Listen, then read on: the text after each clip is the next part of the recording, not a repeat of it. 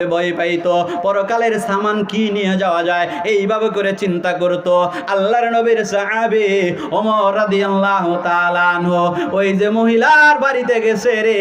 যায় দেখে কাজগুলা কে জানি কইরা দিয়া চইলা গেছে 2 দিন আসলাম কাজগুলি করতে পারলাম না এবার ওমর চিন্তা করছে রে কাজ করতে পারি আর না পারি আমার আগে কে এসে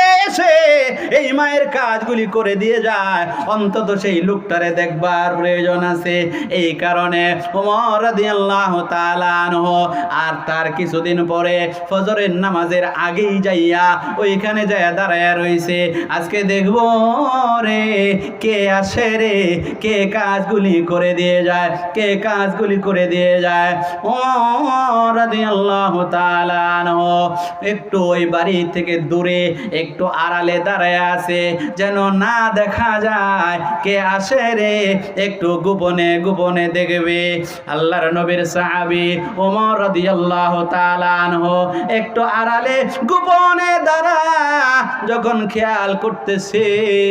তিনি খেয়াল করে দেখে ওই যে দেখা যায় রে ফজরের নামাজের সময় যত কাছাকাছি আসতেছে রে আল্লাহর একজন বান্দা হাঁটি হাঁটি পা দিয়া দিয়া চুপি চুপি পাগুলা জাগায়া জাগায়া ছোট ছোট কদম দিয়া এই বৃদ্ধা বেদবা মায়ের বাড়ির দিকে আসতেছে জোরে আওয়াজ দিয়া বলতে হবে সুবহানাল্লাহ আমার ভাইরা ওমর রাদিয়াল্লাহু তাআলা আনহু আরো নিজের লুকায় নিলেন পেছি গো আজকেই দেখো এটা কে গো ওমর রাদিয়াল্লাহু তাআলা আনহু দূর থেকে চিনতে পারে নাই কে গো কল্পনাও করে নাই কে আসতেছে এটা কাছাকাছি যখন আসছে রে যখন কাছাকাছি আসছে দেখে এই বাড়ির আশেপাশে গুলা ঝাড়ু দিয়া পরিষ্কার পরিচ্ছন্ন কইরা ওই মায়ে